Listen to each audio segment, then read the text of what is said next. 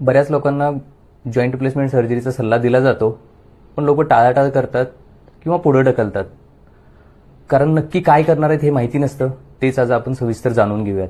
मी doctor Amol Chavan, joint replacement surgeon, Deccan hospital, Kolhapur. काय केलं जातं? पेशंट ज्यावेळेस आपल्याकडे येतो, आपण गुडघ्याची तपासणी करतो, त्यांचा गुडघ्याचा एक्सरे काढला जातो.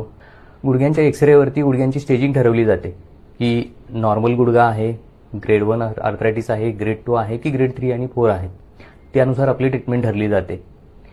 सुरुवातीच्या ग्रेड 1, 2 मध्ये आपण गुडघा प्रत्यारोपणाचा सल्ला देत नाही. 3ऱ्या आणि 4थ्या स्टेजमध्ये एक्सरे ठरवून पार्शली रिप्लेस करायचं आहे की टोटल रिप्लेस करायचं आहे हे ठरवलं जातं.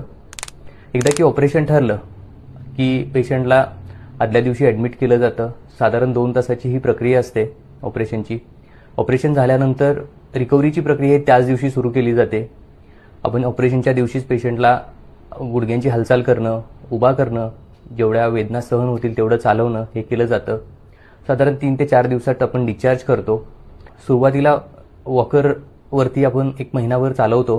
वॉकरशिवाय चालणं हे महिन्याभरानंतर चालू केलं जातं आणि साधारण 2-3 महिन्यानंतर पेशंटची फुल रिकव्हरी होते.